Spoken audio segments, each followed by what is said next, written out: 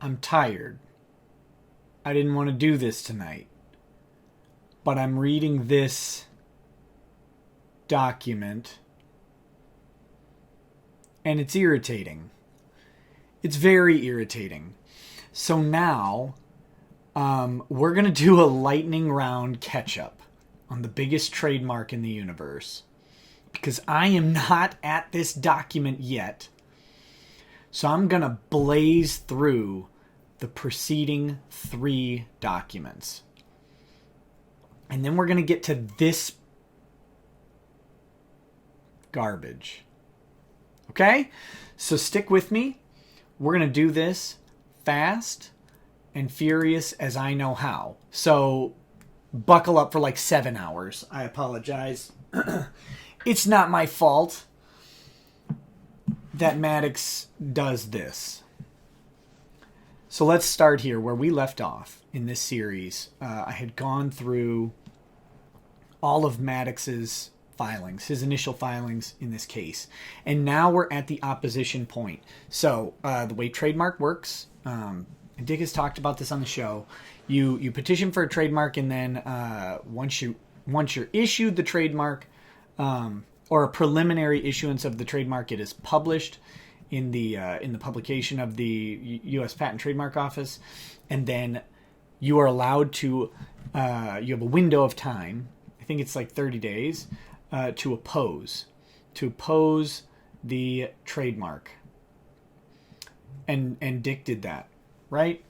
And then, so let me preface what we're going to go through here. So we're going to go through Dick's opposition.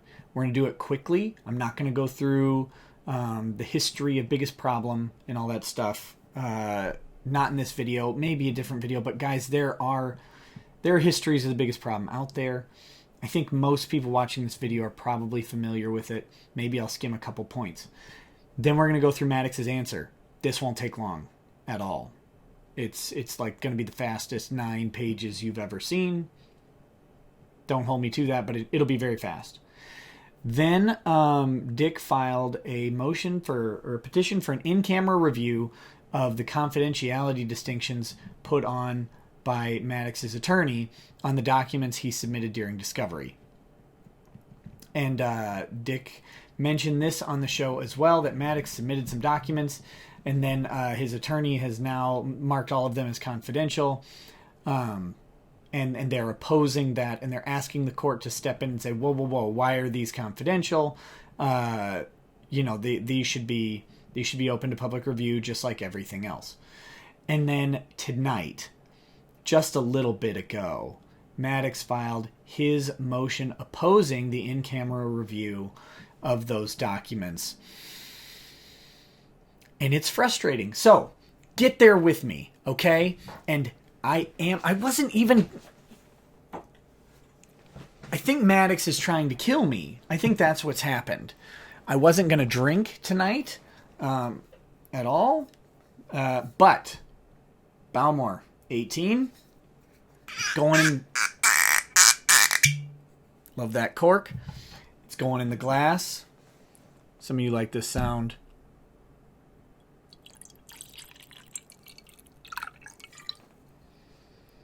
So there it is.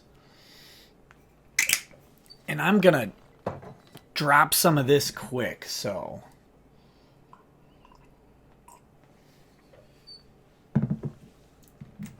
Because this is infuriating. Oh my God. Okay, so let's go. Notice of opposition. Dax Herrera, an individual with a business address of whatever, believes that he will be damaged by the registration of the mark shown in the application, filed on January 23rd, 2017. And the grounds for opposition are as follows. Here's the key point. This is the most important point of this whole document. Opposer is a co-owner of the joint venture, along with applicant, that owns the common law mark, the biggest problem in the universe, for podcasts and other related goods and services as described in more detail below. It's important to keep these labels in mind. Opposer is Dick. Applicant is Maddox. Maddox has applied for the trademark. Dick is opposing it. They have a joint venture. and I think I've talked about this a bunch, but they have a joint venture that owned the biggest problem in the universe. Now, they probably don't have a formal document, okay? If you don't have a formal document in a joint business venture where two people have contributed something to a business product outside of a formal document, the presumption is a general partnership with equal interests. To overcome that presumption, you almost always need a physical document that lays out what the ownership interest is and why it is split, and lays out the agreement. You have to do this because if two people are required to make a product, the implication, just by basic reason, is that both people are required to make the product. The biggest problem in the universe could not have existed without both Dick and Maddox. Without both Dick and Maddox, you don't have the same show. You have a different host, you have a different show. If you have rotating co-hosts, you have a different show. Dick has talked about this. I talked about this in the last video. I think the last video I did had the ETC interview, and I talked about why that's going to be a problem for Maddox. It's because Dick owns half the show. Even by Maddox's own words, Dick was a co-creator. And he doesn't say co-creator. Let me not put words in his mouth. He says they collaborated on a show. Dick was pitching ideas. They came up with this stuff. Larry Blydner recently released a test recording of a podcast that led up to this podcast. The idea that Maddox and Dick were in a collaborative, creative effort is soundly supported by Maddox's own words at a contemporary time to all this, back in 2015, when he did an interview with ETC and before he decided that he didn't like Dick. So, yeah. When you have a joint venture, the venture owns the mark. Neither individual can own the mark. They own a portion of the venture. And until their property interest in that venture is gone, they own the venture, which owns the mark. You don't get to remove the ownership of the mark from the venture absent a sale, which typically would have a contract and an exchange of goods and services. We don't know. We have no indication that they have ever sold Biggest Problem in the Universe, or that Maddox has bought out Dick's share, or that Dick has bought out Maddox's share. The only information that we've ever had is that it is a joint venture, and that it is a joint venture that persists, and the ownership of the mark persists to this day. Okay, that was a long explanation, but this is like the most important part, and this is a massively strong part of the argument, okay? I can't stress enough how important this is for the trademark case. You have a joint venture that owns this, so one person trying to claim ownership doesn't work unless a joint venture doesn't own it, because that'd be like, honestly, it's literally comparable to me trying to assert ownership of something that Microsoft Edge, right? The Edge browser. If I try to assert ownership of Microsoft Edge trademark because I say that I own it and they say, no, the Microsoft Corporation owns this, it's the same thing. Even if Steve Ballmer, or I guess, he's still a major shareholder, I believe, but let's say Bill Gates, as a major shareholder and creator of Windows, tried to assert ownership of Windows over the Microsoft Corporation without a sale. The courts would laugh him out of there. Who cares if he created it? He created it for the entity known as Microsoft. That was a business decision he made. He received tons of compensation for it. He received protection from liability for it, and he was allowed to shelter various taxes and stuff like that in relation to making and it gave him more access to hiring other people outside of like a independent contractor only relationship. There are tons of benefits to incorporating. That's why people do it. And there are tons of benefits to partnerships. That's why people do them. So to say that anyone other than whatever joint venture Maddox and Dick created owns the biggest problem in the universe is folly. Common law mark has been in existence and constant use since 2014. Despite this, applicant filed a trademark application falsely. The application is void ab initio from the beginning, at its onset. While applicant later updated his application to be an intent to use application, this amendment was improper and a material change to the application. I think I covered this in my last video. If you make a material change to the application, thrown out. Regardless of the issues of the validity of the application, the amendment, the mark as proposed will cause a likelihood of confusion and false designation of origin issues with opposer's existing mark. What he's saying here is that if the trademark office grants this trademark to Maddox for a future use of the biggest problem in the universe, anyone who's familiar with the original product, the biggest problem in the universe, will be confused, thinking that it's from the joint venture created by Dick and Maddox. For example, if Maddox created a show called Biggest Problem in the Universe Reborn, everyone would assume, everyone who's a fan of the show and not like up to the specific moment current events, would assume that Dick and Maddox had patched things up and launched the venture again and picked up where they left off. If Maddox is filing for his own trademark of this, that's probably not his plan. Just guessing. Opposer has the legal right to file this opposition to protect his interests in the joint venture and the joint venture's assets. Absolutely. As such, registration for both Class 009 and 038 should be rejected and this opposition sustained. This is true. This is correct. And, honestly, there's no bones about it. The way trademark works, this opposition should be held and the mark should not be granted because the mark cannot be granted to Maddox. It can't. It's not owned by him. He has actually zero ownership interest in the mark. The joint venture has 100% of the ownership interest in the mark, outside of some other document which they've had an opportunity to provide and have not done it. So, history of the biggest problem. This is not really important. You know the story of the biggest problem. History of the applicant's applications. I'm sorry, watch videos 1 and 2 to go through this. I go through it very thoroughly. Application is void ab initio. Trademark Rule 1.7d provides that an application filed in the name of an entity that did not own the mark on the filing date of the application is void. Maddox didn't own the mark. Joint venture did. Maddox may think he owns the mark, but he's wrong. He owns a part of the joint venture. And I can't say it enough. Maddox is routinely wrong. Give an objective look at just about any argument he makes. Just about all of them are wrong.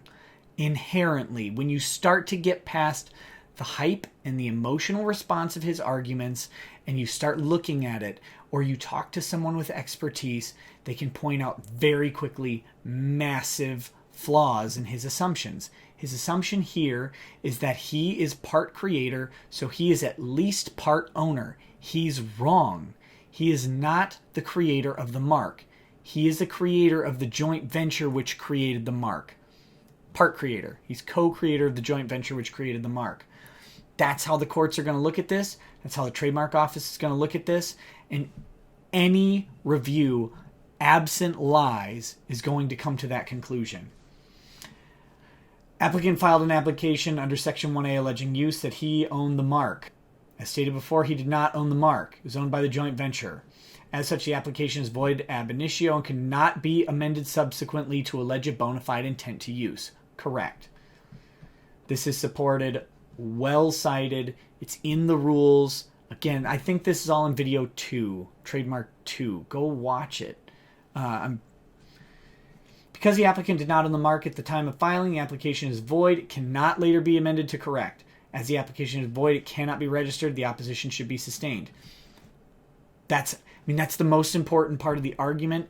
Its simplicity and its purity is fantastic. There's no legal shimmying that needs to be done in opposition to this mark. It is a bad trademark application.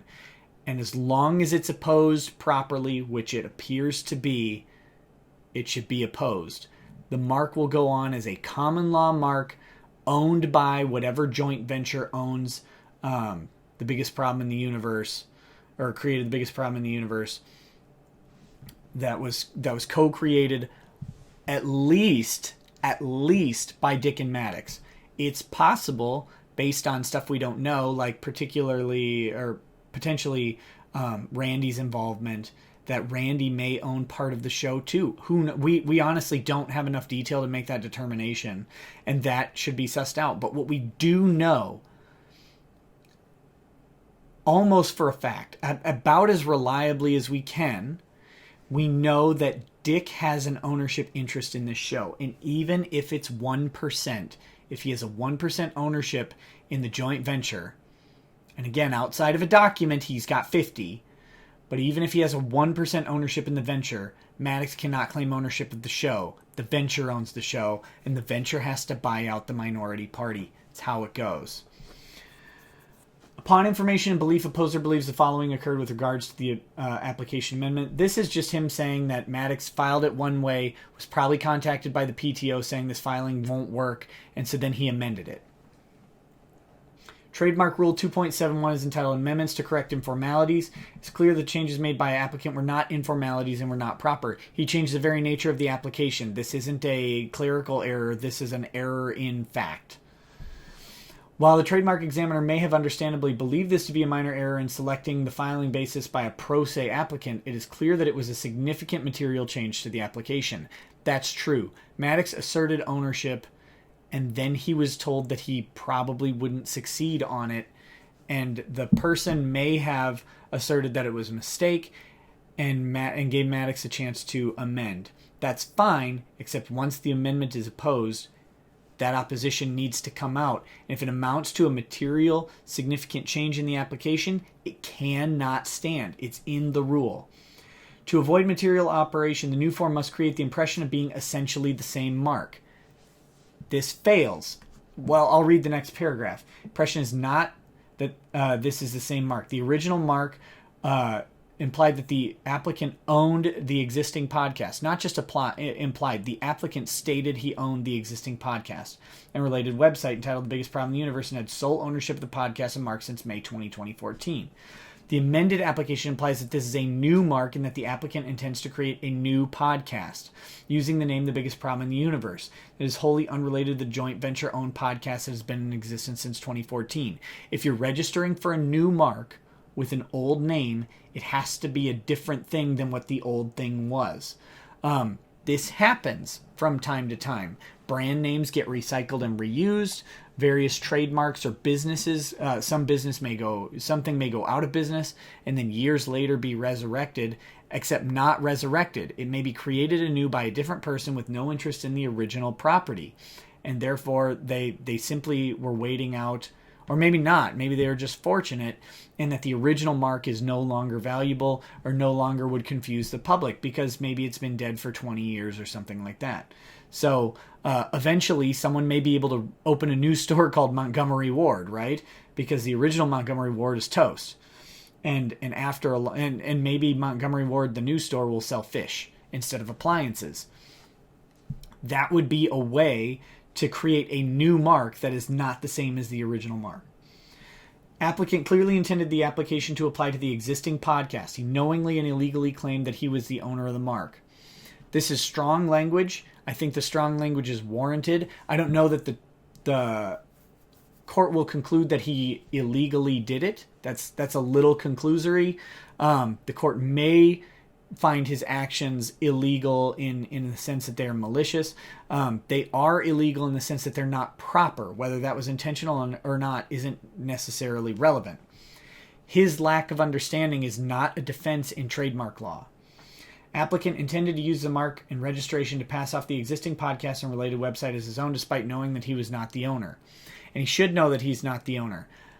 But again, if his defense is ignorance, which Maddox's defense in almost all things appears to be able to be ignorance, that's not sufficient. It's not good enough. It's not until applicant was forced to submit a proper specimen, which would have clearly shown that he was attempting to pass off the existing podcast as his own, that he made an amendment to allege an intent to use. As such, the amendment was material and should not be allowed. Therefore, this opposition should not be sustained. This is not a complicated argument. Not at all, folks. This is laid out succinctly, briefly, and definitively.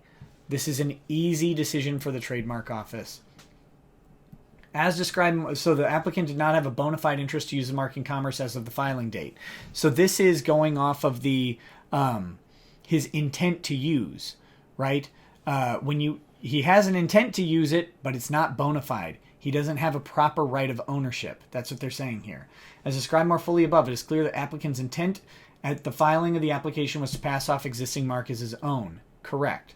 Applicant did not have bona fide intent to use the mark as described in the amended application in commerce. He was trying to claim ownership of everything that Biggest Problem produced.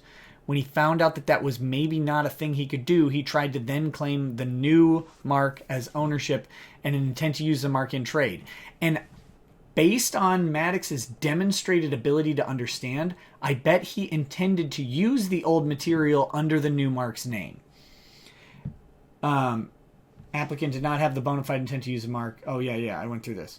His intent at the time of filing application was to register the existing mark, which had been in use since 2014, as his own. As applicant did not have a bona fide intent to use the proposed mark in commerce at the time of filing, application should be denied and this opposition sustained. These are straightforward arguments. I can't say it enough. Likelihood of confusion. Assuming arguendo. Arguendo is Latin for argument. For the sake of argument. That the application is valid and the amendment was proper. Applicant's proposed mark will cause a likelihood of confusion with opposer's existing common law mark. As I said before, if Maddox were to create a new podcast called The Biggest Problem in the Universe, a bunch of people would immediately listen to it thinking the venture had been resurrected somehow in its original form. Factors set forth in REEI DuPont de Nemours and Company clearly show a likelihood of customer confusion. Here the proposed mark and the existing mark are word-for-word duplicates. The biggest problem in the universe. Moreover, the proposed mark is for the exact same goods and services. These are categories 009 and 038. The production of podcasts and recorded materials and promotional materials that's covered in my other video. That's in video 1 when we go through the initial application. When he changes the purpose of the mark, he doesn't change the proposed uses of the mark, which is section 009038. If you've got the same name and the same proposed uses, looks a lot like the same mark. And if it's not delineated by a significant amount of time, then you have the same thing. Moreover, the proposed mark is for the exact same goods and services as the existing mark, and upon information and belief, will be marketed and distributed on the same channels, namely internet and podcast listing services like iTunes and Google Play. Reasonable assumption there. Maybe that's not Maddox's intention, but it's certainly a concern of the opposer, and it's certainly a valid concern. 47. Additionally, the existing mark and the underlying goods and services were marketed to consumers and understood by consumers as being a podcast containing both of the parties as hosts. Absolutely. And there's a deluge of evidence when Dick is absent from the show in episode 77, and then in the final episode when he's not mentioned, everyone wonders why. Everyone wonders why. Because not having him on the show means it's not the show. And even having Asterios as a capable stand-in on episode 77 doesn't make it somehow the same show everyone was listening for. And when you have the bonus episodes and both hosts are gone, or not the bonus episodes, the best of episodes, they're not the same show. They're not right. I found it really hard to listen to those because I had already listened to that show and I was expecting new content from both creators. Both creators. Let's see. If applicant were to market a new podcast using the exact same mark as the existing mark, it would clearly confuse consumers into thinking that this new podcast was associated with the existing podcast, especially given that applicant is a host and entertainment personality on the existing podcast. It's the most reasonable assumption that anyone would make is that if suddenly there was a new episode of The Biggest Problem in the Universe, or even a complete reboot with episode 1 that somehow Dick and Maddox had done this. They'd either buried the hatchet or the whole thing was a ruse from the get-go, which was a conspiracy theory for a long time. In short, this proposed mark would clearly cause likelihood of consumer confusion. Opposition should be sustained. Absolutely. The dead on. While the website Biggest Problem in the Universe is owned by the joint venture, applicant has unlawfully precluded opposer access to this website. This is a problem, right? This is in some sense possibly conversion of an intangible asset, which is a hard thing to do. But Maddox may have pulled it off here. Upon information and belief, if applicant's registration is granted, applicant will begin using the same website, including the voting, ranking, and discussions of the problems for this new podcast, as the list of services for the mark includes online discussion board posts. This is a reasonable assumption because it's based on the intent that Maddox provides. Maddox is the source of this intent. Would clearly violate 15 U.S.C. 1125 as it would falsely and confusingly mislead consumers into believing that the website was for the proposed podcast when it clearly is for the existing podcast. Yep. Absolutely. Whoops. Sorry, I switched documents here. Given that the names of the existing mark and proposed mark are exactly the same, this would only increase confusion. In short, applicant's plan appears to be to pass off the existing website as solely his own for the new proposed podcast. As such, opposition should be sustained. Conclusion. Applicant appears to regret his business decisions. Probably. And would like to erase history and claim that he alone owns the existing podcast and all of the related rights, including the existing mark. Clearly not the case. Despite that, applicant knowingly filed an application claiming that he was the sole owner of the mark despite not being the owner. This is a bad move. As Maddox would say, big foul. When confronted with the reality of his claim, he made an improper amendment to allege an intent to use the mark in the future. However, this amendment does not cure the issues on the mark, as the mark will cause the likelihood of confusion among the customers and a false designation of origin. As such, it should be rejected and opposition sustained. Opposer prays that this opposition will be sustained, that the application be void ab initio, and the registration for the applied for mark in application be denied, and that no registration be issued thereon. Again, this doesn't mean that they don't own the podcast or that the joint venture doesn't own the podcast and the name Biggest Problem and all that. It merely means that they have a common law right to it, not a trademark for it. The common law mark exists, whether they get a trademark filing or not.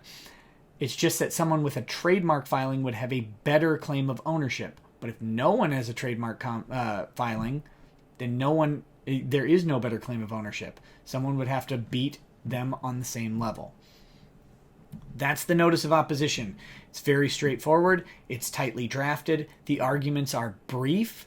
They're sourced, and they're apparent on the face. They're prima facie arguments with any factual basis added to the context of what George filed. It fails. Fails miserably under the rules. I went through that in video 2. Again, go watch it if you need some more. Next, Maddox answer. This will be quick.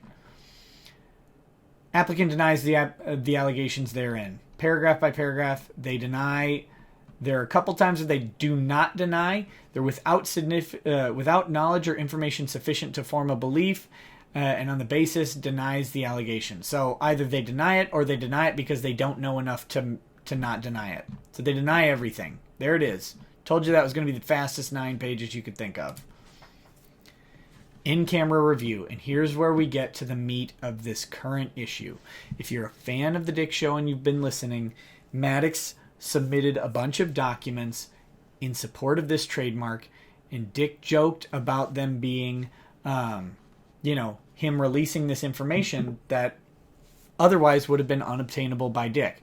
Now, Maddox probably had to release this information under the law, although a lot of people skirt that law, right? Because if the other person doesn't know something exists, and you just don't ever give it to them, even when they ask, and even when the court orders, you may be in violation of a court order, but prove it, because no one knows it exists other than you. But Maddox went ahead and filed these things, and then at some point after filing, it says in this petition that it's about a month later, he realizes that maybe he doesn't want these things public, probably because it will sway the public's opinion of Maddox in a negative way. He's going to damage his own brand, I guess. That's probably his fear. His brand has been so ridiculously damaged by his own actions so far. I guess it's only reasonable to assume that he would further damage it with everything he does. So, they marked every page confidential, and we'll get into that. So here's Dick's motion requesting an in-camera inspection to determine confidentiality and incorporate a brief in support. An in-camera inspection means that the entire board overseeing the Patent Trademark Office, or at least this local division of it, I'm not 100% familiar, but what in-camera means is that everybody with authority to view this case views this case and renders a decision, and the majority wins. To put it in the context of things that people understand a little more frequently, or a little more commonly, including myself, you can, when you go to like federal appeals court, right? There are several federal appellate judges in a particular circuit. But when you go and you make an appeal, a 3-judge panel hears your appeal. Unless your appeal is heard in camera, then that means that, wait, I'm doing this completely. Oh. Well, I'm not going to edit this out because this is the lawyer life, right? I'm talking about en banc reviews. In camera reviews are actually different. Sorry. I'm tired and I'm frustrated. An in-camera review is a review that is outside of the public eye. It's gosh, I feel like such a dunce right now, but that's the way it goes. An in-camera review is a review done in private by the judge. So the judge will actually review the materials that are labeled as confidential, and he will make a determination. And the attorneys can view the materials and weigh in on the materials and help the judge make that determination by making arguments, which we get into here. But in camera means a private review to determine if something should be public. I apologize for the snafu. I was thinking of en banc review, which is a review by all of the sitting judges in a particular forum. This is in camera. That's different. Ignore everything I said about en banc. I apologize for wasting your time. Okay, so looking for in-camera inspection to determine confidentiality and incorporated brief in support, and states the following. We get a brief history. Early 2012. Mind you, the show was released in 2014. In early 2012, a proposer and applicant collaborated on an idea to start an entertainment podcast. Parties agreed they would be equal co-owners in a joint venture that owns the podcast and its related property, including intellectual property, websites, etc. As part of this joint venture, the mark that identifies the podcast's biggest problem in the universe was created. While the parties stopped making new episodes of the podcast May 31st, 2016, both parties still market and make available the podcast using the existing mark.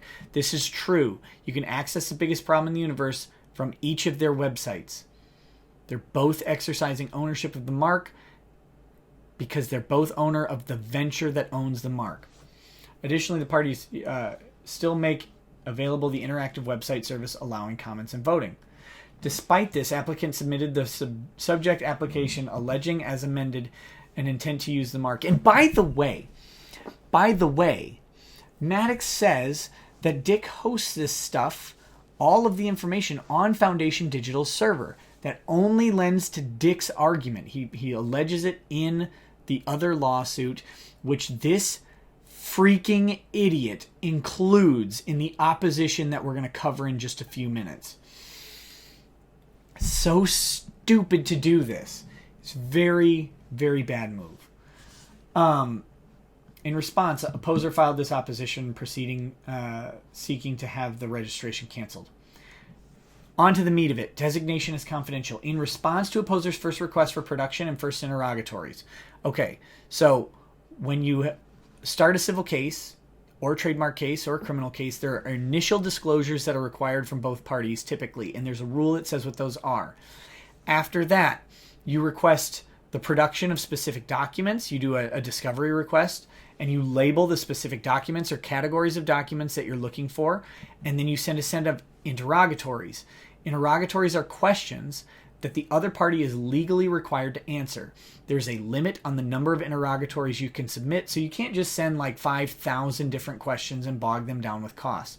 I think you're limited to 50 interrogatories as a rule. Going beyond 50 interrogatories usually requires permission from the court and a reason stating so.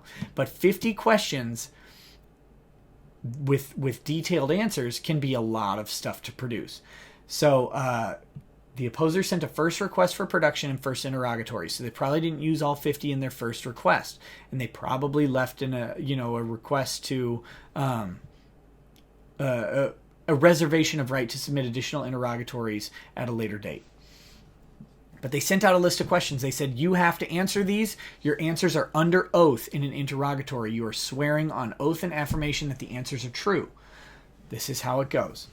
So applicant produced the actual documents responsive to opposer's first request for production. While there were redactions on some of the documents, none of the documents or interrogatory answers were marked as confidential. That's important. Why didn't they mark them as confidential? Because they're probably not confidential. Confidential things typically involve... Now, the rules are different for each forum. I'm not 100% on the confidential rules for Trademark, although I could try and find that real quick while we do it. But let's go through some confidential documents. Typically, each forum has its own rules for what you label as confidential. So speaking in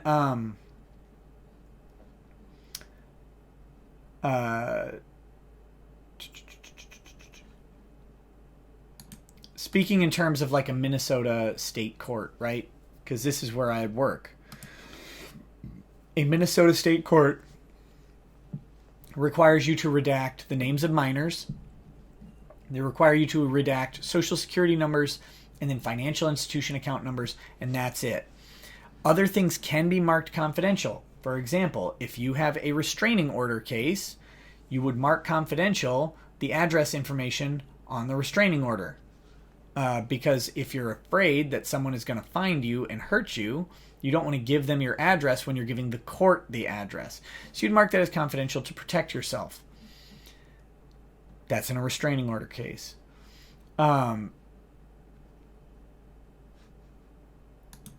Ooh, that'll be interesting.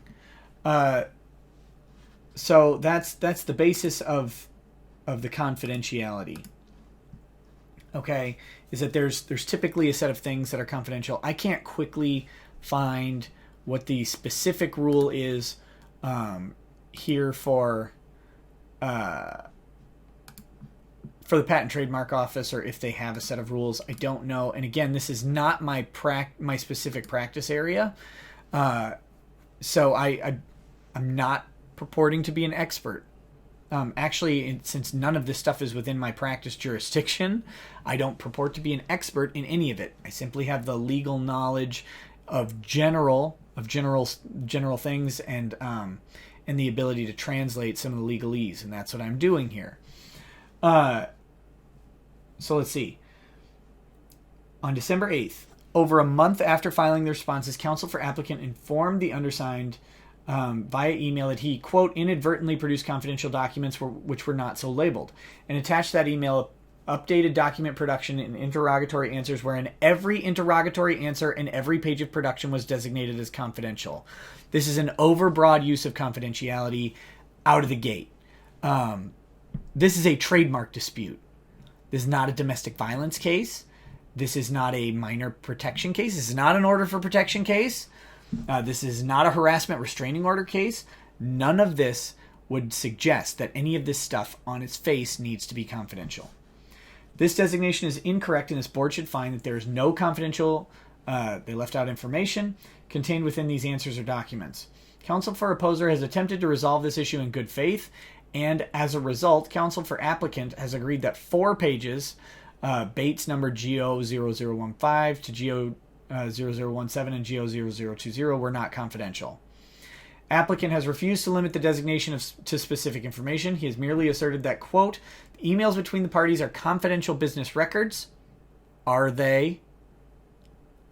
Are they really?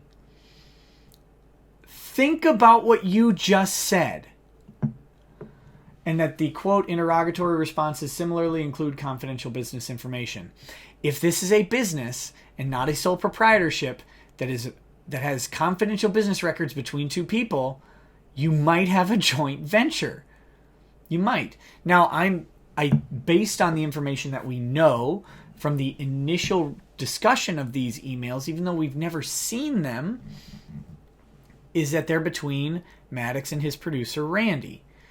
And even if that's the case, do Maddox and Randy own the show then? Because you have a producer, it's a joint venture. Do you have a document arranging your sole proprietorship, hiring a producer as an independent contractor? If you don't, you're sinking your own mark. Anyway, the designation is entirely incorrect and overbroad. Absolutely. Without even seeing the documents, I can say that it's overbroad.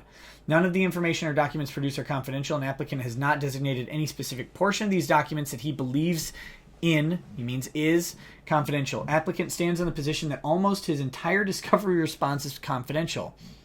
Doesn't work that way. Even if you have sensitive information in your discovery request, you redact the specific information and the rest of the document is typically open for the court. Almost always. And we'll talk about that in a minute when we get into this stupid opposition. As described more fully in the brief below, a review of these documents and answers shows that they are not confidential, and this board should make a determination finding as such. Wherefore, opposer respectfully requests that this board enter an order requesting an in-camera inspection of the documents to determine their confidentiality. Now, watch this.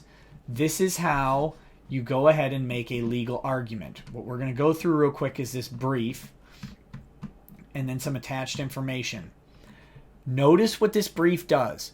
It vigorously cites the authority for it. And I want you to keep this in mind as we go into Maddox's opposition. Legal standard. So they're setting out the legal standard for confidentiality. Board proceedings and their filings are meant to be open to the public, and the public has a general right to inspect and copy documents associated with these proceedings. Noble House Home Furnishings LLC versus Florco Enterprises LLC. Quote, it is intended that the filings and board proceedings be publicly available. Board proceedings being the trademark board, okay? Another case. Contents of board proceedings publicly available. Proceedings are meant to be transparent to the public. This is because if Maddox is awarded the mark, we have to know why this is a different mark than the original, right? We have to know the business is not or is the business from before. We have to know who we're buying from so we're not being deceived. This is why these things are transparent. Quote, except in unusual circumstances, board proceedings are open to the public. Quote, because proceedings, mind you, these are just quotes. They haven't written anything in a long time. Quote, because proceedings before the board are public, all papers should be available to the public except for information that is truly confidential. Quote, I'm gonna pull this up in the background. General Mills Inc. versus Fag Dairy Processing, and I'll see if I can find what is not truly confidential. So what was that? It was General Mills Inc. v. Fag. So no, not versus Kraft.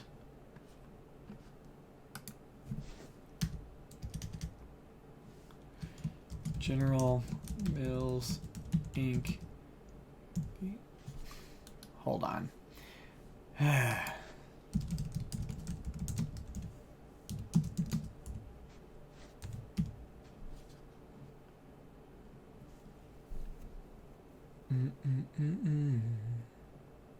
Okay.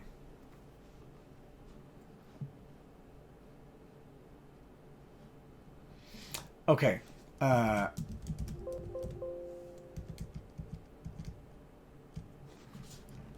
Hold on. Sorry. Oh, I don't know if I can actually pull this up because it's an unreported case. Or it's not unreported. I'm having problems finding it. It doesn't really matter. Record created in board proceeding is entirely or almost entirely public. Oh, that's General Mills Inc. I'm looking up the wrong one. I need to look up this one. Swiss Watch versus Federation. Okay, we'll find that. Swiss Watch v. Federation. Swiss Watches.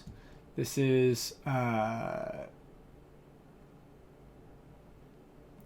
T-Tab 2014.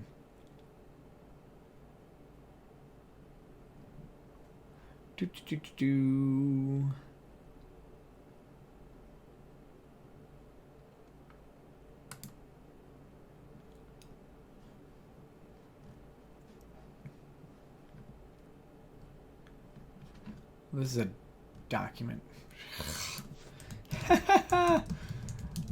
I think about editing this out, but I'm not going to.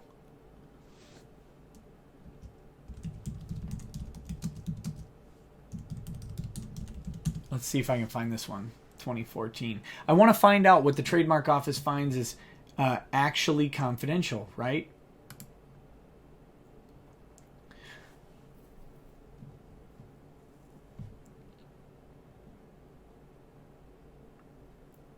Oh, are you kidding?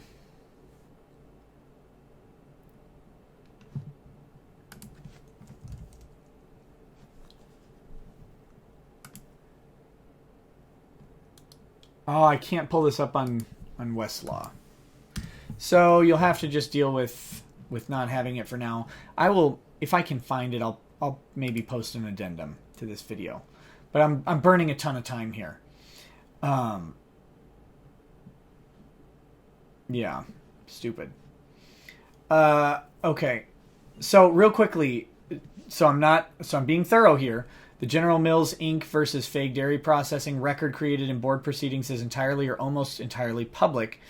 They have a note here that the judgment was set aside, but on other grounds. So there's still controlling language in there, presumably. They also cite Nixon v. Warner Communications. Courts recognize, quote, a general right to inspect and copy public records and documents, including judicial records and documents. Yes, this is President Nixon. Yes, this was President Nixon trying to suppress the release of the private recordings that he had made of various staff meetings. And he was unsuccessful. And yes, Maddox cites the same case in his response, which we will cover because it's important. So, Cox Broadcasting Corp. Versus Cohen. Official records and documents open to the public are the basic data of governmental operations. The common law, Cox Broadcasting versus Cohen again. Common law presumes a right to inspect and copy judicial records, presumes a right to inspect and copy judicial records and documents. We have a transparent court system in this country. It's part of our constitutional process for fair trials. Everyone can look at it because everyone can see if it's unfairly done. Could you imagine if some guy created Pepsi and then Pepsi took over and sold their inferior drink over and over and over again, and then this guy came out and said, no, I created Pepsi, they stole it from me, and he puts all this stuff, and then they just label it confidential, file it away, and then the judge awards for Pepsi instead of this guy. And no one in the public is able to examine the documents. Would that be a fair and open system that we could trust? No. We'd think that corporate influence would have control, or that the wealthier party would have control over the situation. We have an open court system for a reason. Yes, we get to air our personal ugliness to the world for the benefit of society. And for ourselves, because sometimes people come in and find things in the public record that should have been caught by someone earlier. As such, only, quote, truly confidential information should be redacted from public view. See Bass Pro Trademarks LLC versus Sportsman Warehouse. Quote, urging counsel to exercise discretion, designated confidential only such information that is truly confidential when appearing before the board in future proceedings. Quote, material should be designated as confidential and requiring handling as such only when absolutely necessary. Another quote, because proceedings before board are public, all papers should be available to the public except for information that is truly confidential. Quote, record created in board proceedings is entirely or almost entirely public. This is, again, the same one from before. And then, quote, but those documents, usually a small subset of all discovery that influence or underpin the judicial decision, are open to public inspection unless they meet the definition of trade secrets or other categories of bona fide long-term confidentiality. Quote, there may be instances in which discovery materials should be kept under seal even after they are made part of a dispositive motion, and the court makes this determination at the time it grants the dispositive motion, quote, and not merely allows continued effect to pretrial discovery protective order. Finally, quote, the board has wide discretion under Rule 26C to decide when a protective order is appropriate and what degree of protection is required. Challenging designations. Designations at issue here are unique in that there's not a specific piece of information that has been designated for opposer to challenge. They just labeled the whole document as confidential. Opposer has simply designated everything from his witness list in the interrogatory answers to emails between the parties and third parties to publicly available internet websites as confidential. Counsel for opposer has attempted fruitlessly to get applicant to designate what specific portions of these documents are confidential. If there's a confidential line or message on a document, redact that. That can be confidential. It can be blocked out with the rest of the material being public. That's how you do these things. However, other than the 4 pages mentioned above, applicant continues to maintain that almost all of this information is confidential. This practice of, quote, over-designation is not favored by the board. See Switchwatch International versus Federation of Switchwatch Industry. They use this case a lot. If I had access to it, maybe I'd make this video longer. Board required a testimonial deposition designation entirely as confidential, designated entirely as confidential to be resubmitted with portions truly confidential redacted. Otherwise would be redesignated as non-confidential. Again, you can't just say a whole document is confidential. What about it is? Then another quote, improper designations of whole documents, citing UMG Records versus Mattel. And then another quote, where entirety of the briefs were deemed confidential, board subsequently requested and received redacted copies. This is all supposed to be public. This is ownership. Think about this logically for a second, Maddox, if you can muster it.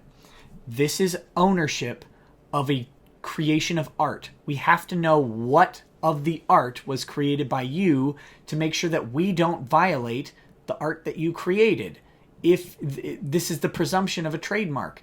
If you own the mark in trade, then we have to know what part of the mark is unique and what process went into it so that we don't duplicate it by mistake. Moreover, these documents and answers will form key parts of opposer's case and presumably applicant's case. The improper designation will not only prevent public review of this proceeding, but will hinder the board's ability to effectively review and rule in the case. Another citation. The board needs to be able to discuss the evidence of record unless there is an overriding need for confidentiality so that the parties and a reviewing court will know the basis of the board's decision. Another quote, in order to adequately explain our analysis and the facts on which it is based, we must refer to some of the testimony and exhibits, although we have tried to be sensitive about revealing anything that may be truly confidential. Truly confidential is a legal standard. Quote, board needs to be able to discuss the evidence of record unless there's an overriding need for confidentiality so that the parties and a reviewing court will know the basis of the board's decisions. Here's the thing, if it's marked confidential, nothing in the board's opinion can reference the confidential material. So the board would have to just say that upon evidence that they can't tell you that they've awarded the mark or denied the mark. That's not an open system. It doesn't work that way. They have to be able to discuss it in the decision that is rendered because the parties have to know what basis they used in case something's wrong and they need to appeal it. Maddox, this works in your favor as well. The reason it's transparent is for you, you dummy. Confidentiality markings in non-confidential version of brief were so extensive that it hampered the court's consideration and opinion writing. It is applicant's duty to selectively mark these documents. Another piece of authority, quote, it is counsel's place and responsibility to ensure the proper confidential designations are assigned. Almost done with this document, guys. almost done. Additionally, applicant bears the burden to show that these documents and answers are confidential. Applicant has merely asserted that, quote, the emails between the parties are confidential business records, and that, quote, the interrogatory responses similarly include confidential business information. These mere assertions are not adequate. Another quote, or another citation, quote, the mere assertion that information is confidential does not make such designation proper. If applicant believes that these are confidential business records, the rules require that he, quote, must show that the information is trade secret or other confidential information and that the disclosure would cause identifiable and serious harm. Here, applicant is claiming this information is confidential business information. Therefore, he must additionally, quote, show that disclosure would cause a clearly defined serious injury to its business, such as harm to its competitive and financial position. Such a showing of harm to a party's business requires support where possible by affidavits or declarations or concrete specific examples. Notice what the rules say about the exceptions. Damage to business due to confidential business records. Maddox and his attorney chose the standard of confidential business records. Remember that when we get to this next document. As described in more detail below, these documents are not trade secrets and are not otherwise confidential. As such, this designation should be removed. Given the broad designations covering almost 75 pages of documents, it is difficult. 75 pages is not a lot of discovery, but it's a lot when you consider that these are emails between people and responses to interrogatory requests in a trademark dispute for a podcast. Like, they submitted 75 pages of documents, and then they decided that all 75 of those pages are confidential.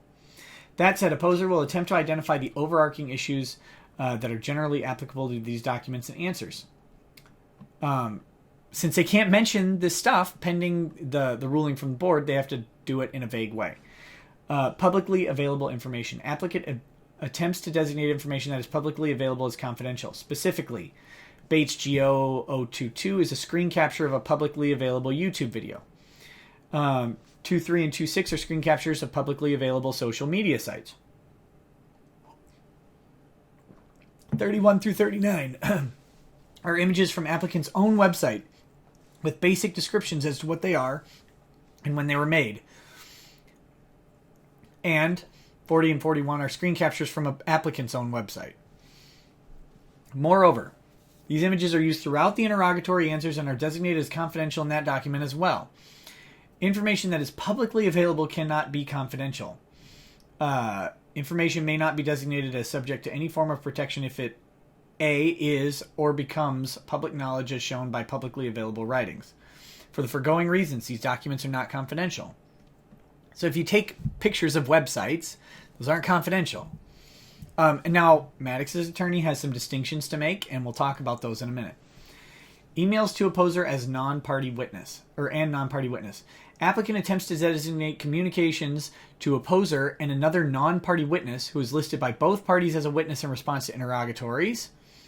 Footnote, applicant has also designated the use of this witness as confidential in his answers to interrogatories. For what reason, Opposer will not name him in this.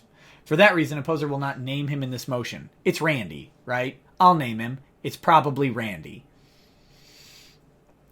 As, specifically, 1 through 12, 21, 27 through 29, and interrogatory page 6 are emails between applicant, Opposer, and the non-party witness prior to the initiation of this proceeding. Absent some agreement to the contrary, applicant cannot designate information he sent to other people as confidential. Right? That's pretty important. Applicant has not produced any non-disclosure agreement between him and Opposer or him and this non-party. And, by the way, if you have confidential business emails in an organization, you typically have a confidentiality agreement in the employment contracts or in the employee handbook that state that you will not disclose company information or proprietary information to other people via email. That's there. Do you have a written document, Maddox? I'm guessing not, because you don't have a written document for anything, because you don't know what you're doing. Importantly, the standard protective order provides that information may not be designated as subject to any form of protection if it, quote, or if it was lawfully possessed by a non-designating party or a non-party witness prior to the opening of discovery in this proceeding, and for which there is written evidence of the lawful possession. If he sent an email to Randy, then Randy owns that email as much as he does, and it is no longer private. Randy's not a party to the suit. Even if he's a witness and even if he's on your side, is Randy an employee of you? That would make the, like, do you have some agent-principal relationship between you and Randy to create confidentiality? I'm guessing you don't. Guessing you don't. No one thinks that Randy is owned by Maddox or that Maddox is owned by Randy. So as such, Randy's a non-party. Those emails are public. You can't say something you gave to someone else is private. It doesn't work that way. Here, the date stamps of these emails show that a poser and this non-party witness were in possession of these documents prior to the opening of discovery. As such, these emails cannot be designated as confidential. Finally, there's nothing in these emails that can be considered a trade secret or otherwise confidential. While the contents are too voluminous to recount in detail within the page limits, a review of these emails shows that there is nothing protectable within them. As such, they should be removed. Assorted images and responses to the request for production. Applicant additionally attempts to designate assorted images and responses as confidential. Specifically, 13 is a Lisbon plan selection and payment screen. The credit card number is already protected. So credit card numbers, financial information, financial institution accounts are redacted. Sometimes a small portion of them is left in place if there's a dispute, like the last 4 digits of a card or the first 4 digits or something like that. Depends on the account, right? Maybe the last 3 digits of an account number, just so we can verify that these are probably the same account with some scrutiny, but without allowing the public access to this information. Number 14 is a hosting provider invoice. 18 through 19 are computer directory file listings with the podcast MP3 files and cover art file names. And 24, top of 26 and 30, is applicant responding that he has no responsive documents or that responsive documents were produced in response to other requests. Why would these be labeled as confidential? No one knows. Probably because the attorney and Maddox decided that they didn't want this information public, so they are launching some way to make them confidential. There's no explanation as to how these documents can be considered a trade secret or confidential. 13 and 14 were generated by third parties. Applicant has not asserted that he has a confidentiality agreement with these third parties. Moreover, there is no harm that could possible result, use your Y's appropriately, people, from the release of these images. 18, 19 are merely computer directory file name listings. Again, these are not confidential and there is no harm that could come from their release. Finally, legal responses to a request to produce are not confidential. For the foregoing reasons, the designation of these documents should be removed. Interrogatory answers. Given the broad overdesignation, it is more difficult to categorize these answers. However, a reading of these answers shows that there is no trade secret or confidential information being revealed. In fact, these answers are simply applicant's witness list and legal and factual support for his asserted affirmative defenses. If the designation were upheld, literally all of applicant's case would then need to be designated confidential and withheld from public view. This is not acceptable, nor is it proper. The answers are 38 pages long. Every one of them has been designated as confidential. Despite that, nothing within those pages can be construed as confidential or a trade secret. To show the absurdity of this over-designation, page 1 is nothing more than the case caption, and the first portion of opposer's interrogatory contains no information from applicant, yet applicant has designated it as confidential. Applicant should be forced to defend these over-designations or remove them. As such, they should be removed. Conclusion. Designations are overbroad, not meant to protect any trade secret or otherwise confidential information. The only potential reason for these designations being made is to hide applicant's case from the public. Absolutely. Absolutely, that's his goal. He knows that this looks bad for him. It always has been. He's trying to take something that people know is not his.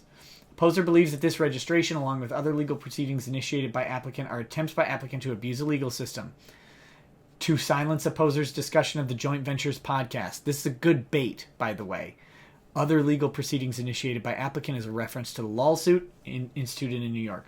While that is irrelevant to this opposition proceeding, and it is, Maddox, it is relevant to the issue of this overbroad bad faith designation of all documents as confidential. Undersigned can imagine no good faith reason for the designations as described. They're not confidential, and the board should review them in camera and find that we're correct, and Maddox is stupid, and Maddox can lose again.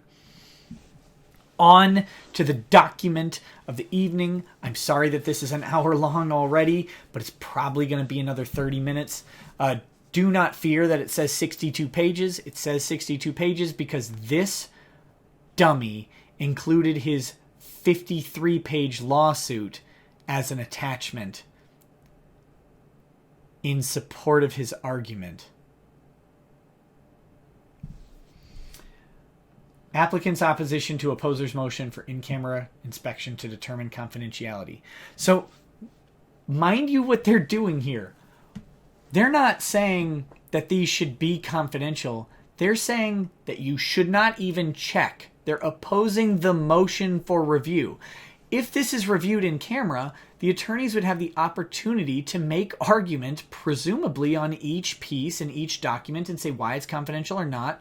And the presiding board would then be able to make that determination on information and factual assertions of the parties. Here they're opposing the very motion. And I mean, this is not nefarious. This is what you do as an attorney. You oppose the motion for review and just say, no, my designations are correct, and deal with it. But the absurdity of opposing a fact finder's attempt to find out if the information should be private or not is just silly. Opposer is on a campaign. Look at how they open this. Opposer is on a campaign to harass his former colleague, applicant George Dumb Idiot, and individuals associated with him. Is he, though? Is he? Are you going to support that with something other than your stupid lawsuit? Spoiler alert, no. The case before the TTAB, this is the Trademark Administrative Board, is about registration of a trademark. Yep, it is. But opposer distastefully uses a proceeding as part of his business model. How is this a part of his business model? The fact that he discusses it doesn't make it a part of his business model. His business model would have been created before this stupid trademark suit was implemented, you idiot. Opposer uses several forms of social media. Using facts from the case as material to continue his harassment campaign. It's not a harassment campaign. You're not forced to listen. He's not even sending this stuff to you. At least you haven't alleged that he sent stuff to you and forced you to listen and held you at gunpoint and ruined your kids or something. Whatever. Although you'd probably think that was a good thing, right? Opposer uses several forms of social media and an internet podcast to spread false statements. This is a legal conclusion, by the way. This isn't a fact. You can't assert this without supporting it about applicant and his significant other, Jane Doe. Hey, here's a thought. He can simply say, we don't know who Jane Doe is. We've never spread a false statement about someone we don't know. Impossible to do. You got to identify, this is court, Maddox, you got to identify people who aren't in mortal danger or minors. Are you dating a minor? Is that the thing? Are you a Clegg? Is Jane Doe under 18? That would be a reason to redact her name. Maddox. That's gross. Both have suffered irreparable harm directly or indirectly by opposers' hands. This is a legal conclusion. This doesn't work. Such as invasion of privacy, emotional distress. Look, I mean, like you're labeling laws and torts, lost business opportunities, harassment, rape, and racist death threats. These are torts and crimes. Like attaching a pending lawsuit to them isn't evidence of a tort or a crime. It's evidence of an assertion or an accusation of a tort or a crime, but it's not adjudicated. You can't use it in support of your argument because it hasn't been found to have happened. The closest you can get to doing this, by the way, is getting a temporary restraining order that's issued maybe ex parte without the other party having a say, and you could assert that you're in danger until the court has time to rule on a hearing, or if they failed to file for a hearing and you just have the ex parte order, then maybe you can say that's the only time an unsupported allegation of something is considered a fact, is when someone has failed to challenge it because either they don't know or because they agree. So the implication is they agree. this has been challenged, Maddox. You don't get to use this and say that it's real. And when they go in front of a judge and say, this is still pending, we're actually probably going to get it dismissed. We don't know why this idiot brought it in New York. What does this have to do with the trademark? There's no restraining order. There's no court order. There's no finding of fact that supports any of these allegations. These are meant to prejudice Mr. Herrera in front of this court, and they should be ignored.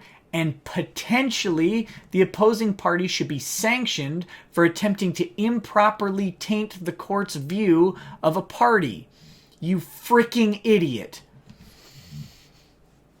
Opposer should not be permitted to use the documents to fuel his campaign to harass applicant. Well, he won't be, because he doesn't have a campaign to harass you. Legal standard. Remember what I said earlier about this document. Information disclosed during a trademark trial and appeal board proceeding may be subject to a protective order. It may be. Varying levels of protection include confidential, shielded from public access, highly confidential, and confidential for attorney's eyes only, trade secret, or commercially sensitive. Standard protective orders govern numerous types of documents, including interrogatory answers documents and other discovery. Fine. Filing the entire page of a document under seal is reasonable if most of the material on a page is confidential. Fine. Is it, though? And by the way, all the attorneys have asked is for a review to determine if the confidentiality is proper. And you're here asserting that it is proper based on these rules, which can only be assessed under review. They have to review the documents and make a determination on whether or not they're in the rule. You're opposing the very assessment. Confidentiality designation applies to privacy interests. Yeah, obviously it applies to privacy interests, but not the ones you're talking about. Upon motion by a person responding to discovery requests, the board, quote, may issue an order to protect a party or person from annoyance, embarrassment, oppression, or undue burden or expense. Let's go to that rule, shall we? Federal Rule of Civil Procedure, Rule 26C. Rule 26, duty to disclose. Let's see, Rule 26. Hold on just a second. Rule 26. Come on.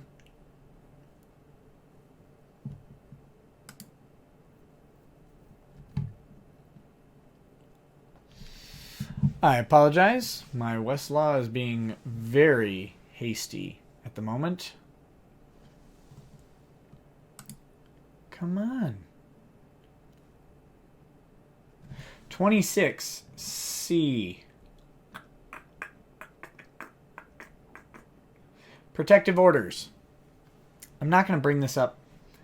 Let's see what they cite here. 26C1. So this is all we need. 26C1. In general, party or any person for whom discovery is sought may move for a protective order in the court where the action is pending or is an alternative on matters relating to a deposition in the court for the district where the deposition will be taken. The motion must include a certification that the movement has in good faith conferred or attempted to confer with other affected parties in effort to resolve the dispute without court action. Court may, for good cause, issue a protective order to protect a party or person from annoyance, embarrassment, oppression, or undue burden or expense, including one or more of the following. Forbidding the disclosure of discovery, specifying terms, time, place, and allocation of expenses for the disclosure of discovery,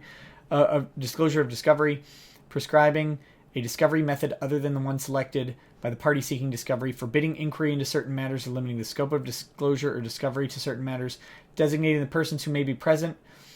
Okay. This doesn't matter, and I'm gonna tell you why. Okay? Okay. Let's go back to the beginning of the rule, and let's assess Maddox's basic understanding of language. In general, a party or any person from whom discovery is sought may move for a protective order in the court where the action is pending. They have not moved for a protective order. They have simply designated documents as confidential. They have to make a motion for the protective order to support their confidentiality under this rule. You don't just get to apply it. The rule is not limited only to trade secrets and/or business records. No, it's not. But you have to move to get the protective order. Steps of granting a protective order are twofold. First, a party seeking a protective order must satisfy its burden of establishing good cause by showing a specific injury to legitimate interests and privacy. Wrong. First, a party must move for the protective order. You have to ask the court to protect you before the court will protect you. The court has no reason to protect you right now. You haven't asserted a need to be protected until now. Second, once the burden is satisfied, which you haven't done, the court must balance the public and private interests to decide whether a protective order is necessary. Citation to Phillips versus General Motors. Accordingly, a private interest may require a different level of protection. Quote, finding information that imparts private information may require a different level of protection. Good quote, guys.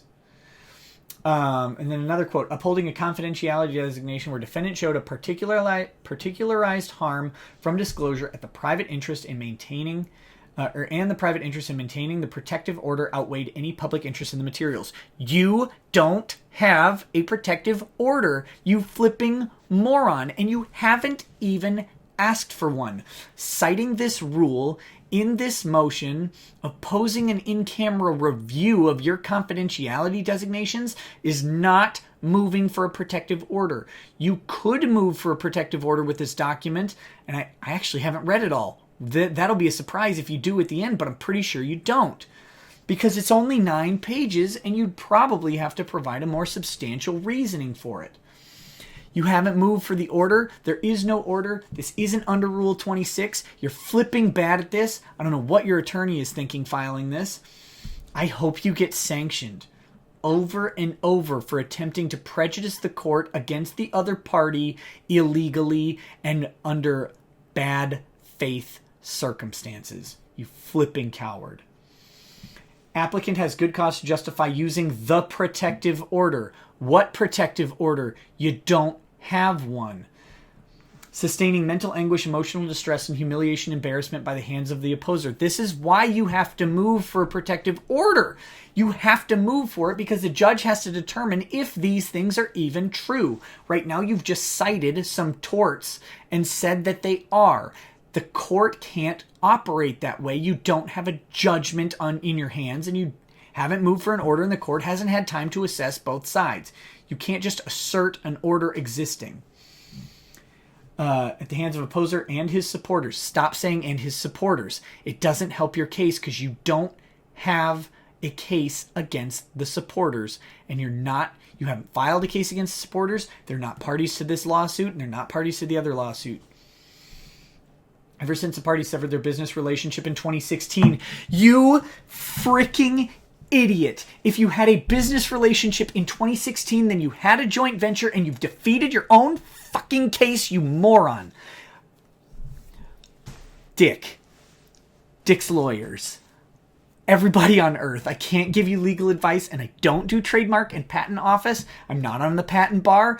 But oh my God, read that fucking line. And I apologize to everyone for my profanity, except it's warranted here because of how stupid Maddox is to include that they had a business relationship ending in 2016 supporting the very freaking allegations in Dick's motion, in Dick's opposition. You idiot. The only chance you had at having this mark was if you were the sole owner, you flipping stupid idiot. You just said you had a business relationship. You invalidated your own case in your own pleading.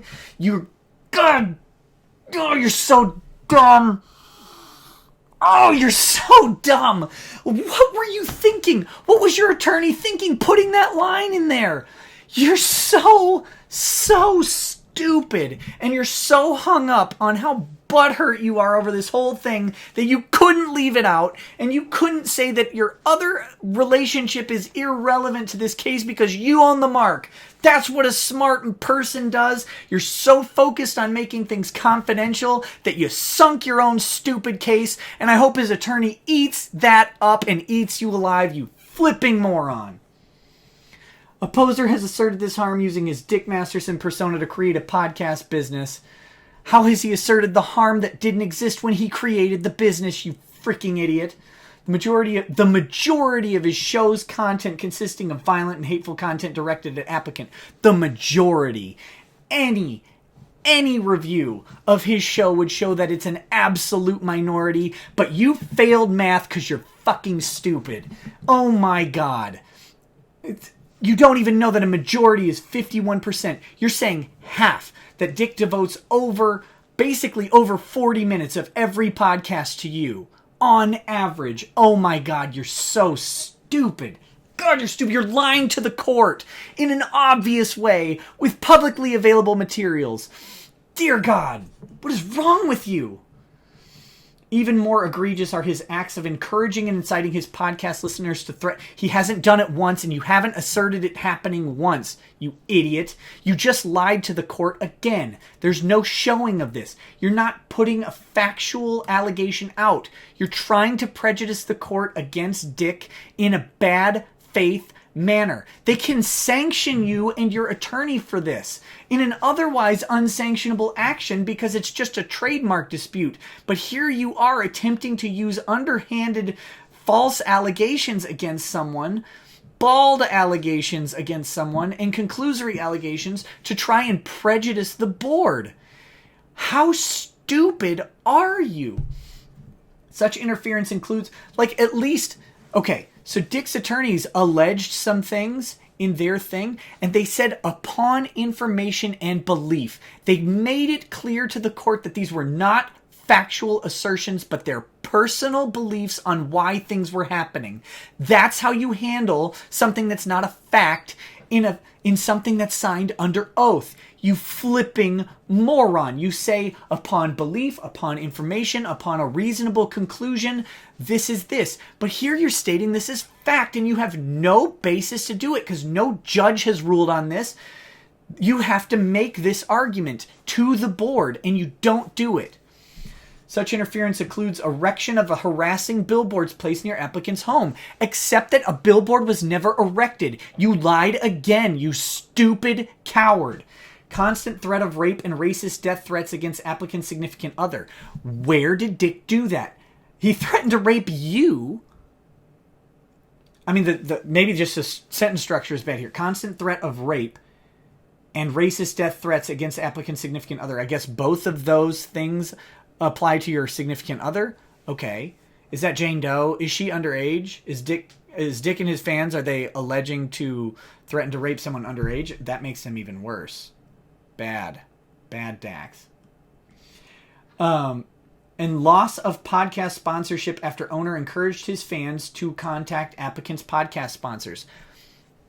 That doesn't matter, by the way. Even if that's true, which it isn't, it doesn't matter. And all you had to do was provide evidence that this occurred, and you didn't do it. After months of sustaining opposers' actions, applicant initiated a lawsuit, you misspelled lawsuit, or frivolous action, within the New York Supreme Court to request relief from invasion of privacy, defamation, intentional infliction of emotional distress, etc. That case remains pending in New York. Yeah, it remains pending, which means they can't use your freaking allegations as a finding of fact, because it's not a finding of fact until there's a judgment saying there's a finding of fact. You're filing this, and this motion for in-camera review is going to be heard before the outcome of your New York case, unless that case is dismissed, which it may be, but that doesn't help you, you idiot. So all you have are just allegations. Just allegations that they cannot consider in this trademark dispute because it would be prejudicial and not probative to the trademark at hand. And you haven't moved for a protective order, so they can't take anything other than trade secrets into consideration at this point. They can't take all these allegations into consideration because you haven't moved them to do it. They can't be part of your confidentiality request outside of a protective order. Applicant seeks to keep interrogatory responses, produce documents, including business records, etc., confidential to prevent further harm to himself. You haven't shown any harm to yourself. You've just alleged something. But even in your allegations, you don't show harm. You don't show harm anywhere. You presume harm, which is only applicable in per se defamation and per se cases where damages are presumed. You don't have that. You allege it incorrectly and incompetently, but you don't have it. And even if that allegation were correct and competent, there's not a court that's ruled on it, so you don't actually have it. His business and his associates. In the first set of interrogatories, opposer requested the identity of each anticipated witness. Oh my God, how dare he ask what witnesses are coming. By the way, that's a required disclosure. If you don't know, I apologize. This is infuriatingly pathetic. The witness list is a required disclosure. I know TV coverage of court cases in shows don't do this. You've always got a surprise witness, right? That's not how real life works 99% of the time, unless there's some really compelling reason why this witness is a surprise witness. Everybody knows going in who's going to be called to the stand in the vast majority of cases, because you have to tell the other party, because they have to find out if there's something wrong with that witness. Like maybe they're convicted of fraud in several different states and they need to bring that up because this person shouldn't be testifying because they're an adjudicated liar, right? For example, you have to disclose your witness list. Of course they ask for each anticipated witness. Documents and communication with the trademark office. Oh my God, how dare they ask for the filings for this case, which are the basis for your claims. Bad faith and misleading conduct done by the opposer. Yeah, when you allege bad faith, you've alleged bad faith from the opposer. If you allege bad faith, they have to ask what grounds that bad faith is alleged under. They're asking for evidence of your claim. You have to support what you say. You don't just get to make stuff up like you've done over and over. You have to support it because, Maddox, this is court. This is real. This is real life arguments where your opposition is competent, not anonymous. You're not arguing with the customer service rep who doesn't have an opportunity to respond anymore, you cowardly child. You're arguing with people whose job it is to argue, and they're better at it than you because you're bad at it.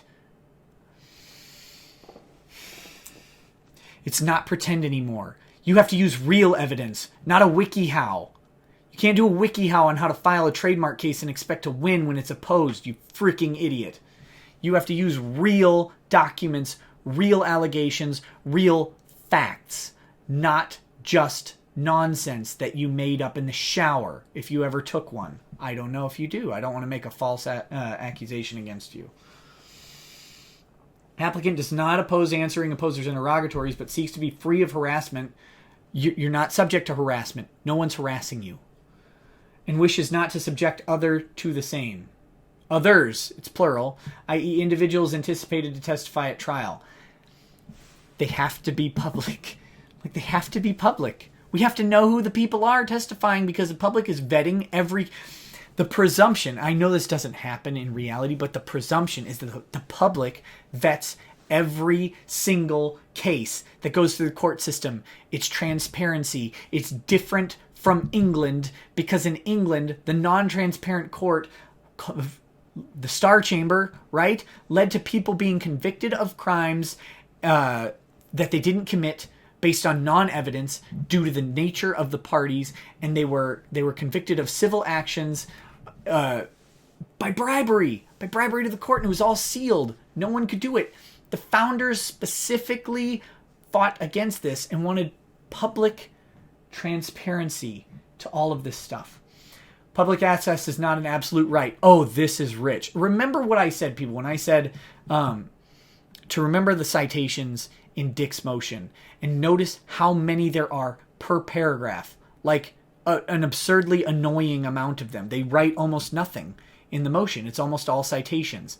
Watch what happens, not in this paragraph, but in the next one. And then I'm going to talk about it. Public right to inspect and copy court-filed documents is not absolute. Nixon versus Warner. But remember the first freaking line of Nixon versus Warner.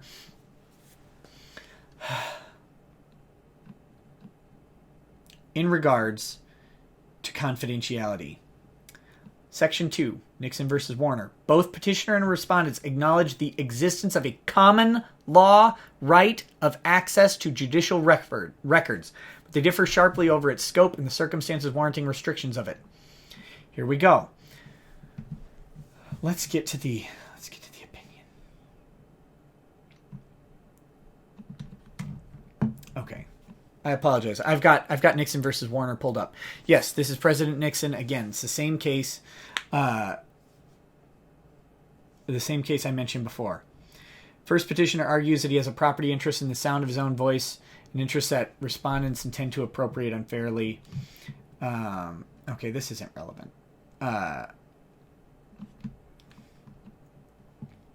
Okay.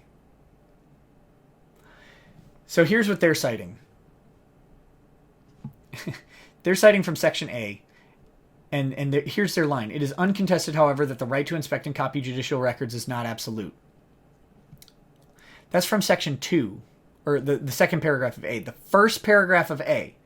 It is clear that the courts of this country recognize a general right to inspect and copy public records and documents, including judicial records and documents, in contrast to the English practice. American decisions generally do not condition enforcement of this right on a proprietary interest in the document or upon a need for it as evidence in a lawsuit. The interest necessary to support the issuance of a writ compelling access has been found, for example, in the citizen's desire to keep a watchful eye on the workings of public agencies. So then we go to their citation. Then every court has supervisory power over its own records and files, and access has been denied where court files might have become a vehicle for improper purposes. For example, the common law right of inspection has bowed before the power of a court to ensure that its records are not, quote, used to gratify private spite or promote public scandal through the publication of the, quote, painful and sometimes disgusting details of a divorce case.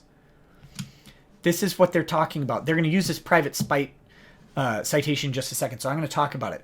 The divorce case that they talk about is from 1893, when divorce was actually like punishable by ostracism in the community. In 1893, they wanted this court clerk to release divorce case details to specifically damage the reputations of the divorced parties in an era when divorce was unacceptable. That's the spite they're talking about.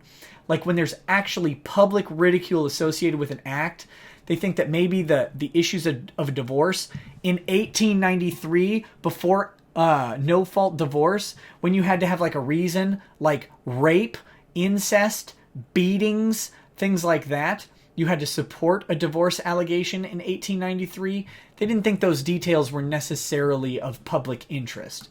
But when you're citing Nixon, you're citing Nixon to support that you don't have to release information. They lost this case, you idiot. They had to release the information because it's in the public interest.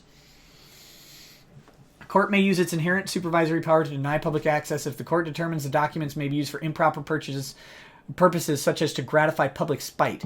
Now they cite Nixon, which is citing Caswell, and then they cite Hagestad versus Trageser, which that's not what that case says. That's actually a very short case. And again, let me read some excerpts from it. It's from the Ninth Circuit. The Supreme Court acknowledged the existence of a common law right of access to records in civil proceedings. It's clear that courts of this country recognize a general right to inspect and copy public records and documents. That's citing Nixon. Ninth Circuit has adopted the Seventh Circuit's approach for determining whether the common law right of access should be overridden, requiring courts to start with a strong presumption in favor of access.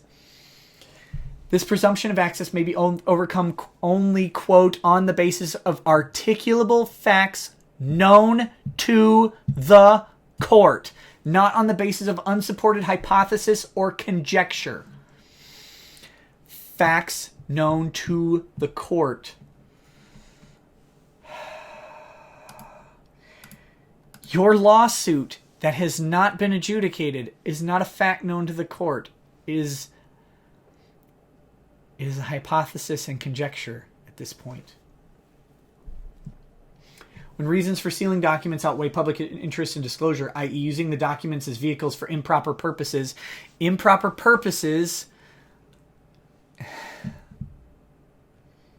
is specific. The public will be denied access to inspect the records. That's Nixon. They weren't denied access, by the way, in Nixon. It was a proper public use to expose Nixon to ridicule. They did not just want those documents to get him out of office. They wanted to embarrass him. They wanted to destroy him personally and professionally and politically. Opposer previously incited... Notice what happens next. Where do all the citations go? Notice what they do here. Opposer previously incited his supporters to gather applicant's private information. Nope. To use as ammunition to harm applicant and disrupt his private life and business. Nope. The spite between the parties, so you're alleging spite on your side too. Good job, idiot. Hopefully, they'll just include this motion in the other one and say that the other party has spite too, just because. I don't know. Probably wouldn't do any good. It won't be necessary because that case is likely going to get dismissed. Spite between the parties is of a personal nature and has nothing to do with the dispute trademark. With whether the dispute trademark should register, then why do you bring it up if it's not material to the trademark? Again, you have a self-defeating line in your motion. Applicant must be candid in his interrogatory responses and must produce relevant documents upon opposer's request. Absolutely, and those documents are subject to public review. However, because opposer continues to encourage and incite the public to threaten and harass applicant, that's a bald, conclusory, hyperbolic allegation, unsupported by fact. There's a great likelihood that it will use the board proceeding to aid opposer in his ongoing harassment campaign. Harassment is not making fun of you online, by the way. Harassment tends to involve stalking, a fear of bodily harm, or a fear of severe economic loss, like the false accusations leading to the loss of a job, right? You don't have a case of harassment, Maddox. You never have. And actually, you don't sue. I don't believe you sue for harassment in the lawsuit. You just claim harassment over and over, but I don't think you actually have a cause of action for it. And Dick has not been found guilty of harassment by a court of law, like on a criminal basis either. You can't use this. Your significant other, Jane Doe, who you have brought into this case now, has been found to be more likely than not guilty of harassment of Dick's significant other. Applicant designated his interrogatory responses as confidential, not confidential for attorney's eyes only. Actually, you didn't, though. You didn't designate them that way until later. Applicant has a right to remedy any inadvertent disclosure and promptly did so after learning of the initial disclosure. Promptly? A month later? After opposer alleged not all documents were confidential, applicant agreed that 4 pages could be considered non-confidential. All other pages produced should remain confidential because majority of the page contains information that is confidential due to opposer's use of the document to inflict even more harm unto applicant. Citation needed. You're making a statement of what the court should do. Where's your authority? Applicant will consider to demonstrate good faith in designating future produced documents and interrogatory responses to the public shall not be deprived of information that is indeed public and not harmful to applicant.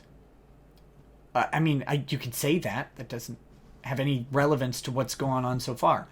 Opposer contends publicly available documents were marked as confidential. That's because they were. However, this contention is false. Is it false? And opposer's description of the documents are misleading. How is it false? It's described as a screen capture of a publicly available YouTube and fails to mention applicant's confidential annotation superimposed on the screen capture. How are they confidential? What are they? Is it a bank account number? Because if it's just a note, then that's not confidential at all. And even if it were, you can redact it, and the entire document is still publicly available because it's publicly available screen capture. That should not be marked as confidential. Maybe a note should be redacted. Maybe. Probably not. So they didn't make a false statement. You just did in saying that it's false. Because it's not false. Is likely to annotations superimposed that opposer is likely to use to fuel this harassment campaign against the applicant. I'm sorry, but an annotation that the opposer is likely to use, conclusory statement follow notwithstanding, is not a basis for confidentiality. You have to have a real reason for confidentiality.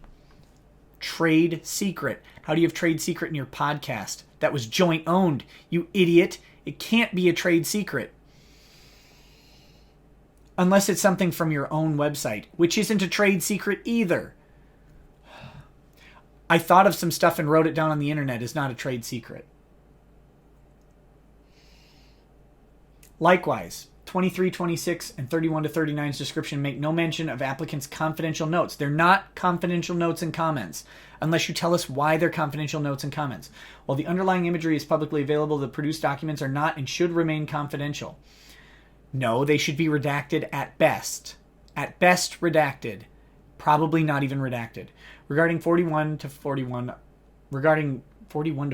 it's a one document. Upon consideration, applicant determines that they, you must mean 40 to 41, do not include confidential commentary and de-designate them accordingly. Oh, good job.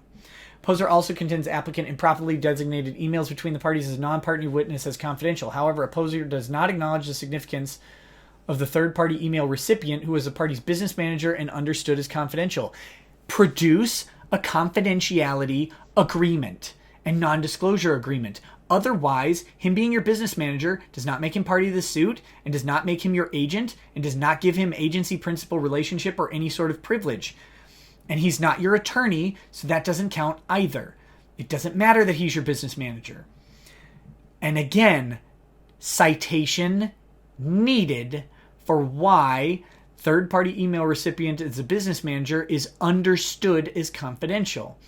The citation needs to either be to a document called a non-disclosure agreement, or case law suggesting that business managers are de facto confidential, or de jure confidential. The recipient's identity is important to the determination of protective status. How? It's Randy. Randy. The public knows who it is, you dummy. You've talked about who your business manager and producer are. Handy Randy. You talked about it on the show. All the time. You mentioned his name. He was on the show. He's not private. And not accounting for the business manager's identity undermines the understanding and practice that communication between business partners. If he's a business partner, then you have a joint venture and you don't have a trademark claim. And associates is confidential and not to be exploited for improper purposes. What's the improper purpose? Citation needed. You don't have a citation. You don't have support for this. Where's your authority? Such confidentiality permits the parties to communicate freely in order to run the business without fear of disclosure to individuals unrelated to its operations. That would be great with a citation to authority that says that the courts recognize this. Right now you're just blathering. Contrary to opposer's position, the emails do not require trade secret information in order to be deemed confidential. Citation needed. You're saying what the court's standard for finding confidentiality is, and you're not citing to authority. The court has no reason to listen to this, and they shouldn't. Rather, it is important to protect applicants' privacy interests and to prevent opposer from using produced documents to fuel opposer's harassment campaign. Bald allegation and assertion, and citation needed. The designation for these documents should remain confidential. Additionally, opposer contends produced images and production request responses are confidential, but again misrepresents the contents of the produced documents. Opposer describes 13 as is a Lisbon plan selection. That's not even what he said. He didn't say it was from Lisbon. You just violated the confidentiality. He said it was a hosting service. He left it confidential, and you violated it, you freaking idiot, because you don't even think that it's confidential. the credit card number of which is redacted. However, opposer fails to mention applicant's confidential notes. Notes aren't confidential. Absent context, you have to provide a factual basis for why the note is confidential, which you could do here, but you don't. Likewise, 14 contains portions of the document that have been augmented by applicant. Augmentation. The only time that augmentation is presumed to be confidential is when it's augmentation by an attorney in preparation for a pending litigation. That's attorney-client privilege. Those are presumed. Your own notes are not presumed to be confidential just because you augmented something. Regarding 24 to 26 and 30, opposer again fails to indicate the documents contain confidential comments and exceed, quote, applicant responding that he has no responsive documents or that responsive documents were produced in response to other requests. Again, if these comments are confidential, they should be individually redacted, but you haven't provided what makes them confidential. Them being your comment does not make them confidential by nature. Regarding Bates 1819, described by opposer as, quote, computer directory file listings with the podcast MP3 files and cover art file names, applicant agrees the documents do not contain private information, designate them accordingly. What you're doing right now is you're suggesting that there should be an in-camera review. Like you're defeating your own motion again, because if you're saying that you made mistakes and were overbroad in your designation and upon review have determined that they need to be de-designated, you're supporting the motion for review. Lastly, opposer contends applicant, you should have just said steadfast defense. No, everything is confidential. Everything is confidential. Why would we have marked it confidential if we... No, you know what? Upon looking at it again, even though we had a month to look at it, we made a mistake, and it's now not confidential. You were right. We were overbroad on these things, but everything else trust us on. No. This is a stupidly done motion because you should maintain your position of being correct in the opposition for review. Because if you admit you're wrong, then they need review. Lastly, opposer contends applicant's interrogatory answers are improperly designated as confidential. Opposer bases this contention on the fact that applicants respond included a witness list in addition to legal and factual support for his affirmative defenses. However, it is for these very reasons that responses should remain confidential. Citation needed. Citation needed. As previously stated, not cited to authority, opposer has a history of improperly using documents and information to harass applicants and individuals associated with him. What's that prior history? What court order has found that history, Maddox? Applicant's apprehension of publicly disclosing potential witnesses is substantiated given opposer's harassment against both applicant and his significant other. You haven't shown it. You haven't shown it. Ever. The court can't accept this because it hasn't happened. And you don't provide a factual basis of support. By the way, your lawsuit and the evidence you provide as an appendix, the evidence within the lawsuit, which we've already covered in great detail about how deficient that nonsense is, but that doesn't count. You have to allege with these claims. You should have had a section on the harassment. You should have had a section, defendants' harassment campaigns, and a factual basis supporting it. Why you didn't do that is because somebody is incompetent. Probably you, but it seems like maybe your trademark attorney is also incompetent. Who are you hiring? My God!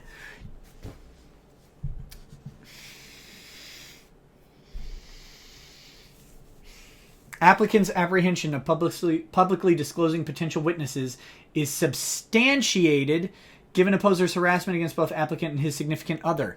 It's not substantiated because you haven't shown it factually. You've just alleged it, and poorly.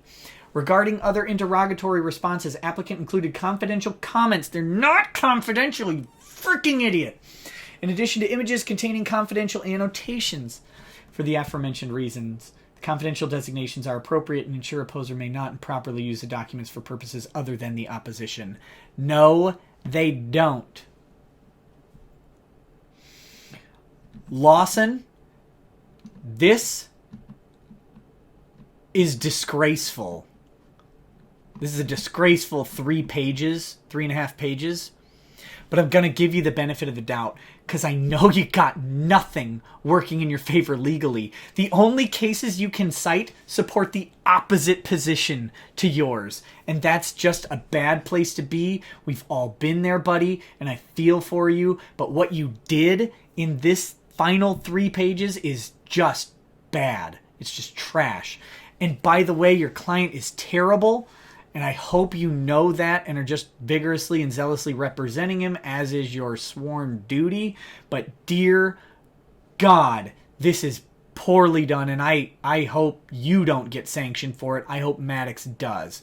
Because this is, I mean, you're alleging as fact. You're stating as fact allegations that haven't been adjudicated. It's just the assertion of your client. That is not a factual determination that the court can rely on. And the fact that you present it that way looks like it's misleading the court. And man, you're treading a line, buddy. So yeah, here's their stupid document. I'm just, you know, I'm going to assume it is verbatim the same. It's the same length. It's got to be the same. I mean, if they were stupid enough to change this document, that'd be really bad. Some other autists can go through this if you want. I am not going to put my disabilities or superpowers or whatever they are. I'm not going to put it to that. I assume it's the same thing. It would be a really stupid mistake to modify that when there's pending litigation. But the deficiency of that thing is well documented by not only me. By the way, check out YouTuber Law's review of the ongoing lawsuit between Dick and Maddox for someone who has no idea who these guys are and is unbiased. And look how bad it looks for Maddox from his review. Don't just take my word for it. Although I will say that my video series is more informed on the history, right? And you should definitely check it out. It's worth a laugh, if nothing else. This is an infuriating document. This is just lying to court. Just lying to court. And that's not the worst part. The worst part are the multiple instances where Maddox defeats his entire trademark application by saying that they had a joint business venture that ended in 2016.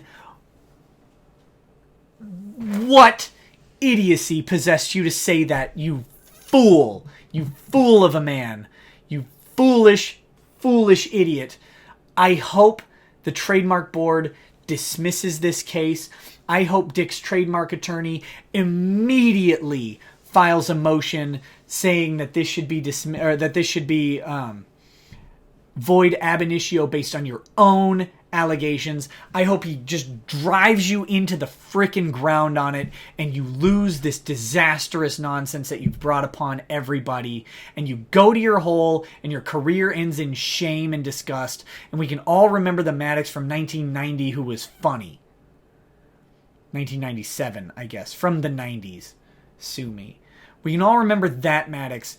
And the Maddox from the first maybe couple episodes of Biggest Problem, before we all realized you were a bumbling idiot and that you're completely disingenuous and that you can't make an argument to save your life and that you don't even have basic reading skills or reasoning skills and that you might have a mental disorder that you may want to get checked out.